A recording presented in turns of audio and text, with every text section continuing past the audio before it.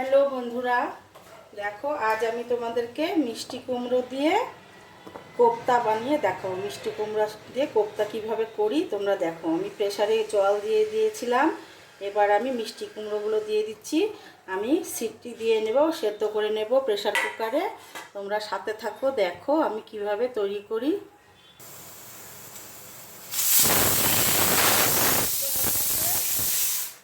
এবারে আমি কড়াইটা বসিয়ে দিচ্ছি। এবারে আমি কড়াইতে যে শুকনো লঙ্কা আর হলো গোলমরিচ, লবঙ্গ, এলাচ, দারচিনি দিয়ে একটু ভেজে নেব। আর জয়িত্রী, অল্প জয়িত্রী, এগুলো আমি একটু শুকনো কড়াইতে ভেজে নেব। আর সাথে এই যে ধনে আর জিরে, এগুলো একটু ভেজে নিচ্ছি। মশলাটা আমার ভাজা হয়ে গেছে, আমি এই যে মিক্সিতে এটাকে গুঁড়ো করে নেব।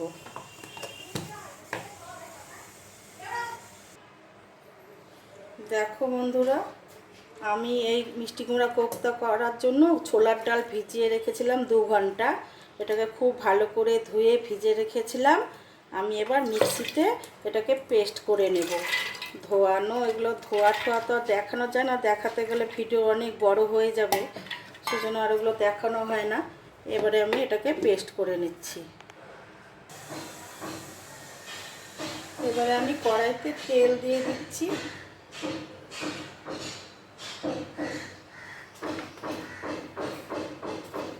সবার প্রথমে আমি এখানে 1 চামচ হলুদ দিয়ে দিলাম তেলের মধ্যে। তারপর দিয়ে দিচ্ছি এই ছোটো চামচের 1 চামচ হিং গুলিয়ে রেখেছিলাম, হিংটা দিয়ে দিলাম।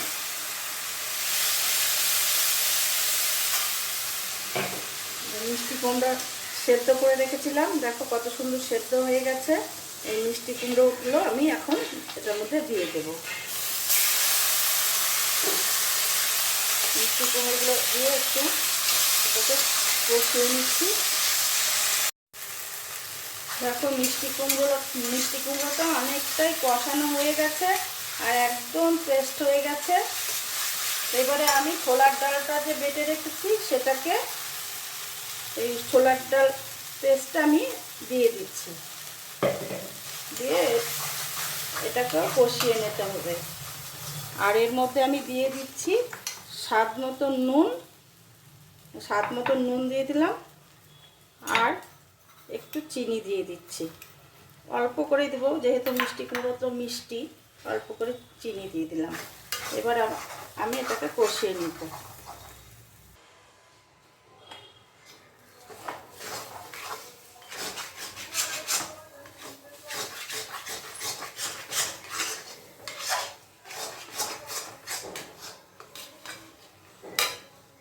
যেহেতু মিষ্টি কুমড়োতে আঠা কম, সেহেতু আমাকে এখানে একটু চালের গুঁড়ো মেশাতে হবে।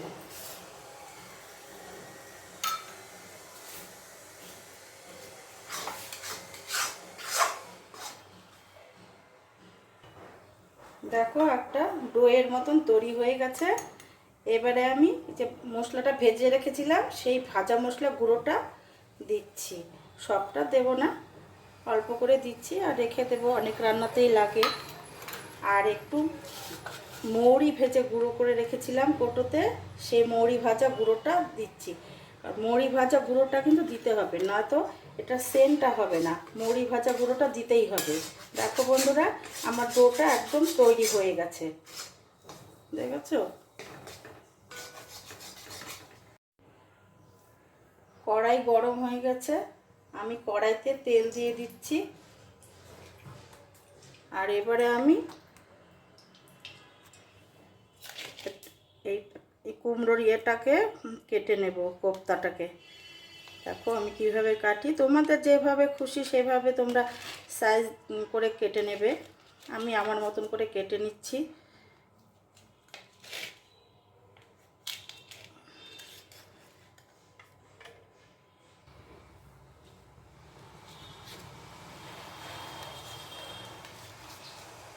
বরফির আকারে কেটেছি আমি, যাই হোক। এবার আমি তেলের মধ্যে দিয়ে ভেজে নেব। এইভাবে আমি সবগুলোকে কেটে ভেজে নেব। বরফিগুলো ভাজা হতে হতে আমি একটা মশলা তৈরি করে নিচ্ছি।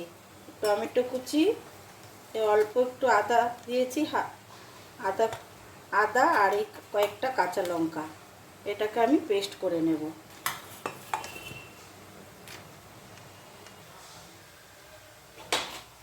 দেখো সবগুলো কোপ্তা আমার ভাজা হয়ে গেছে, আমি নামিয়ে দিচ্ছি।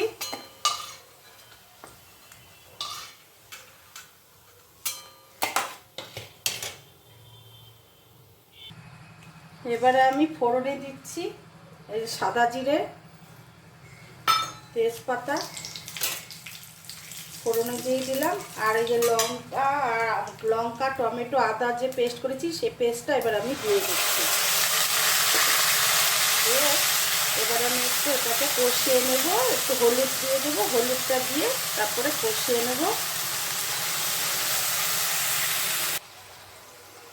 এবারে আমি একটু টক দই ফেটিয়ে নেব, মানে মিক্সিতে এটাকে পেস্ট করে নেব। টক দইয়ের সাথে একটু ময়দা দিয়ে পেস্টটা করলে কি হয়, তা অনেক সময় টক দইটা ফেটে যায়, ছানা হয়ে যায়, আর ময়দাটা দিলে ছানাটা হবে না।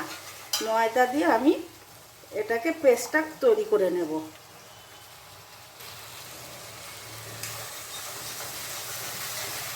এবার আমি এই যে 1 চামচ কাশ্মীরি লাল লঙ্কার গুঁড়ো দিয়ে দিলাম এর মধ্যে, একটু কষিয়ে নিয়ে আমি এবারে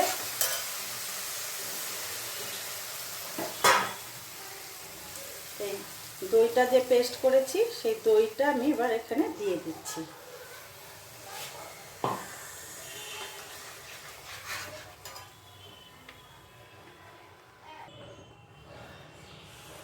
ঝোলটা ফুটে গেছে, আমি এবার এই 1 চামচ ছোট 1 চামচের সাদা জিরের গুঁড়ো এর মধ্যে দিয়ে দিলাম, গ্রেভিটার মধ্যে দিয়ে দিলাম, আর 1 চামচ ধনের গুঁড়ো দিয়ে দিলাম গ্রেভিটা।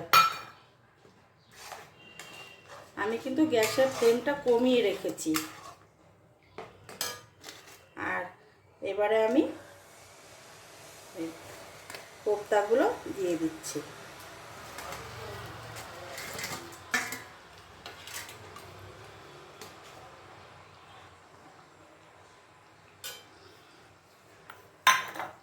এবার স্বাদ মতন আমি নুন দিয়ে দেব, আর একটু চিনি দিয়ে দিচ্ছি।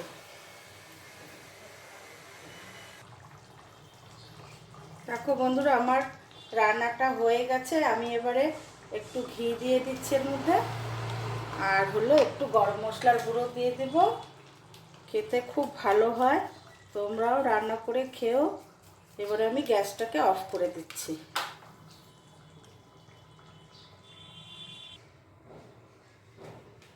এবারে আমি নামিয়ে দিচ্ছি। দেখো তোমাদের কেমন লাগে, ভালো লাগলে আমাকে লাইক করো, কমেন্ট করো, শেয়ার করো। আর তোমরা সকলে ভালো থেকো, সুস্থ থেকো। এবার